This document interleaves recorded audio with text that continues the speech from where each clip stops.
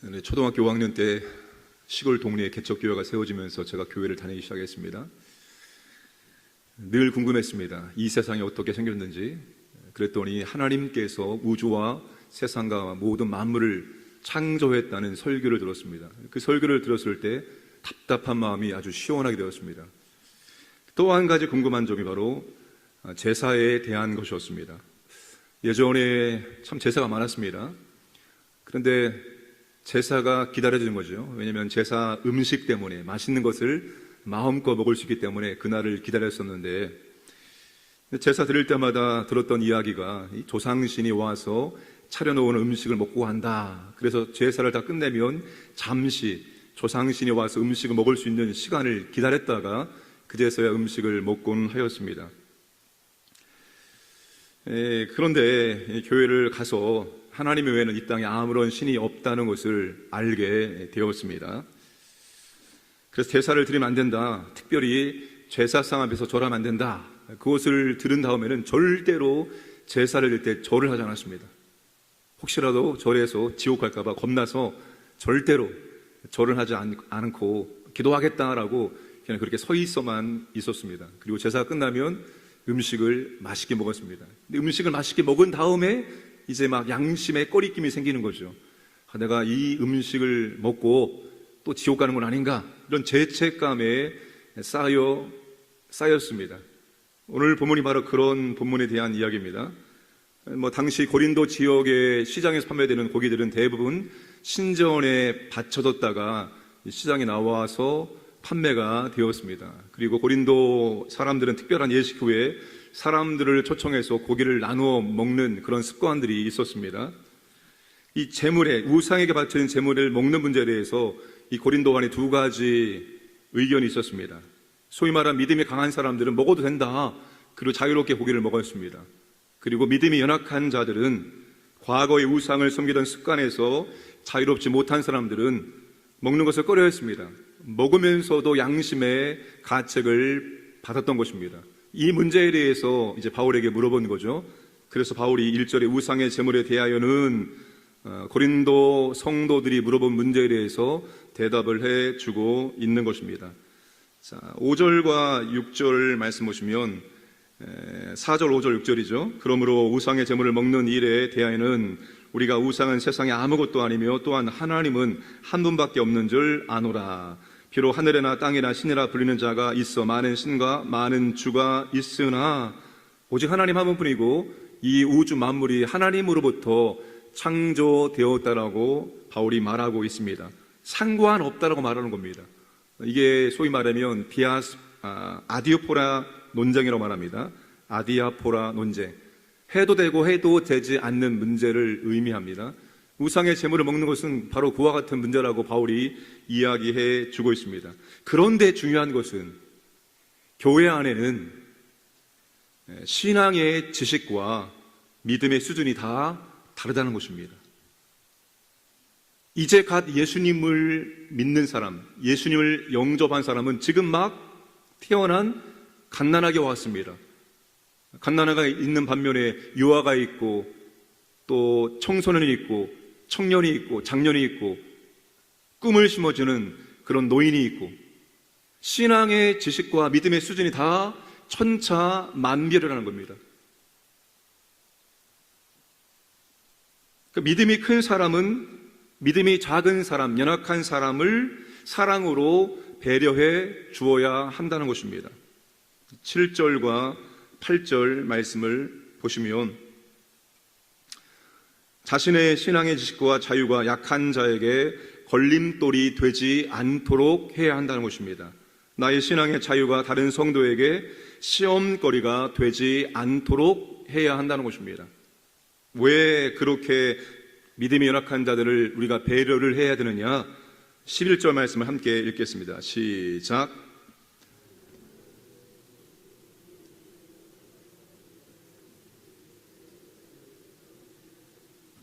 그는 그리스도께서 위하여 죽으신 형제라.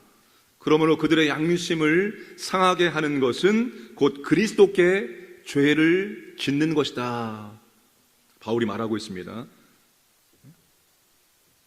그래서 지식이 있는 자는 약한 자를 위해서 자신의 자유를 절제하고 때로는 포기할 수도 있어야 한다는 겁니다. 내가 이걸 해도 죄가 되지 않습니다. 얼마든지 내가 이것을 자유롭게 할 수 있습니다. 그런데 내가 이렇게 하는 모습을 믿음이 연약한 자가 보았을 때 그가 시험에 들 수도 있고 그가 걸려 넘어질 수도 있고 양심의 불편함이 임할 수도 있을 때 내가 그 사람을 배려해서 할 수 있지만 하지 않는다는 것입니다. 이게 믿음의 강한 자가 믿음이 연약한 자를 배려해 주는 것입니다. 지식보다 더 중요한 것이 있기 때문입니다. 믿음의 지식보다, 신앙의 지식보다 더 중요한 것이 있습니다. 그게 뭡니까? 사랑과 덕입니다. 사랑과 덕. 그게 신앙의 지식보다 더 중요하다는 것입니다. 내가 형제를 사랑하기 때문에 내가 교회의 덕을 위해서 할 수도 있지만 내가 하지 않는다는 겁니다. 내가 할 수도 있지만 그것을 포기한다는 겁니다. 형제를 사랑하기 때문에 교회의 덕이 되도록 하기 위함입니다. 우리가 참 조심을 해야 될 것이 뭐냐면 우리가 다른 분들에게 나의 신앙의 삶이, 나의 자유가 그분들에게 걸림돌이 되지 않도록, 시험거리가 되지 않도록 해야 합니다. 좀 더 넓은 의미로 상처받지 않도록 해야 됩니다. 가나안 성도 가운데 대부분의 성도들이 왜 가나안 성도가 되는가 하면 상처받아서 그렇게 됩니다. 또 다른 이유가 있습니다. 많은 부분이 상처받아서, 목사님에게 상처받아서, 누구누구에게 상처받아서, 교회가 하는 일에 대해서 상처받아서, 이런저런 이유 때문에 내가 상처받아서 더 이상 교회를 안 다닌다, 이렇게 말하는 분들이 상당히 많이 계십니다. 오늘 우리가 걸림돌이 되지 않도록, 시험거리가 되지 않도록, 상처가 되지 않도록 신앙생활을 해야 됩니다. 좀 더 조심하고 배려해야 됩니다. 그런데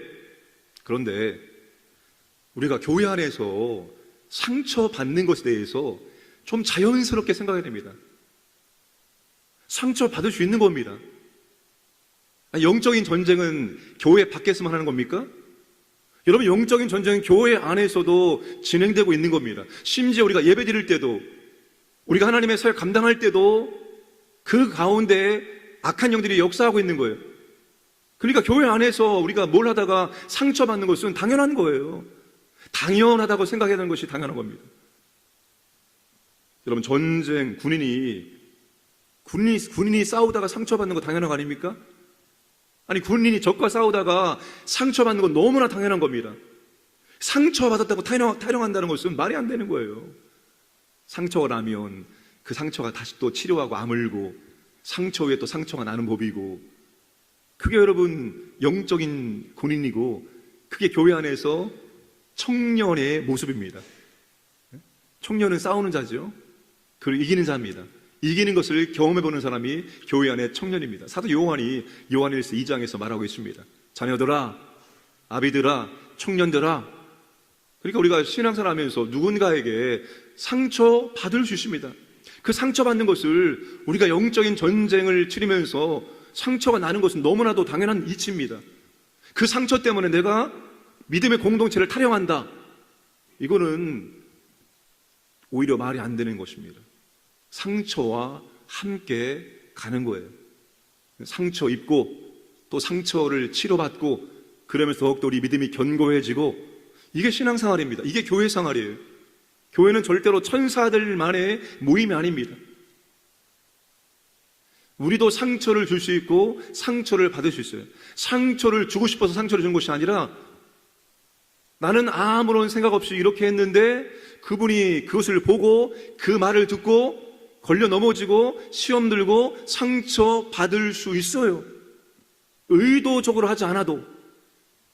그래서 레위기에 보면은 우리가 속죄제를 드릴 때, 속건제를 드릴 때 우리가 알지 못하고 지은 죄에 대해서도 속건제를 드리도록 합니다.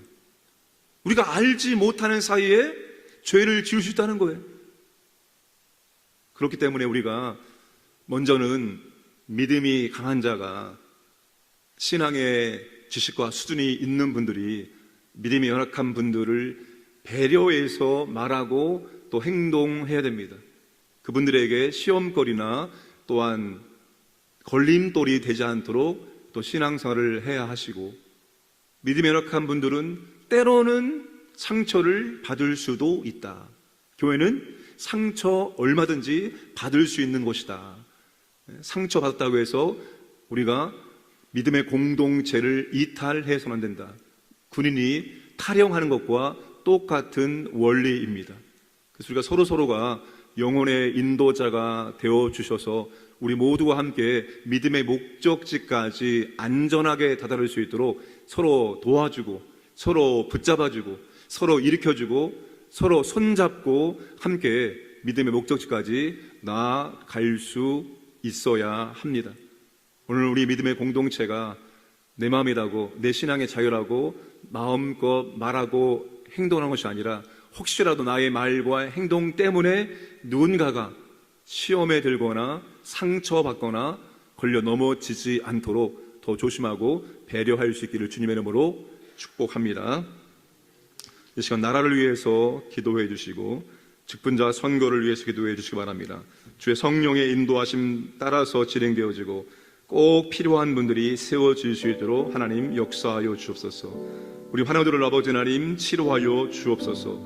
혹시라도 우리 믿음의 공동체 가운데 상처 때문에 또 시험이 들어서 지금 어려움을 당하고 있는 믿음의 지체가 있다면 하나님 은혜를 주셔서 회복시켜 주시고 다시 믿음의 공동체 안에서 하나님 아버지 함께 신앙생활 할 수 있도록 인도해 주옵소서 기도하시고, 또 우리 모두가 서로가 함께 배려해주고 함께 가는 영혼의 인도자 될 수 있도록 은총을 베풀어 주시옵소서. 합심하여 기도하겠습니다. 아버지 하나님 감사합니다. 오늘 또 아버지 하나님 우리를 깨워주시고 주님 전에 나와서 함께 또 찬양 부르고 말씀 듣고 기도할 수 있도록 은혜해 주시면 감사합니다. 아버지 하나님 또 새로운 정말 출범했습니다. 하나님의 은혜가 필요하고 주의 지혜와 능력이 필요함을 고백하지 않을 수가 없습니다. 하나님 도와주시고 인도하여 주옵소서. 하나님 아버지 정말로 그들이 두려운 마음을 가지고 이 나라와 이 국민을 잘 섬길 수 있도록 도와주시고, 또 필요한 사람들 아버지 하나님 각계 또 영역에 또 합당한 사람들을 주께서 세워주시기 원합니다. 하나님 아버지 몸된 교회가 돌아가는 주일 또 아버지 하나님 직분자 선거를 앞두고 있습니다. 주의 성령께서 인도하여 주옵소서. 우리 모두의 마음과 내 주의 성령이 역사하시고 인도하셔서 아버지 하나님 이 선거가 저 앞에 영광되게 하시고 꼭 필요한 아버지 하나님 또 일꾼들이 세워질 수 있도록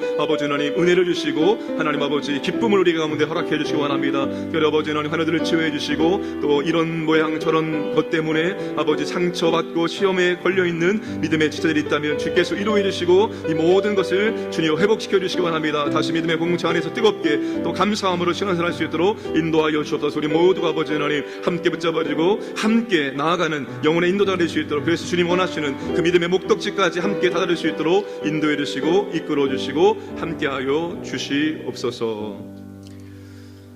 사랑의 주님, 몸된 교회가 또 믿음이 크신 분들이 믿음이 작은 분들, 연약한 분들을 더욱더 사랑하고 배려할 수 있도록 은혜를 베풀어 주옵소서. 우리 때문에 아버지 하나님 그리스도가 십자가에서 죽으심으로 살려낸 그 귀한 영혼들이 상처를 받거나 걸려 넘어지거나 시험에 들지 않기를 원합니다.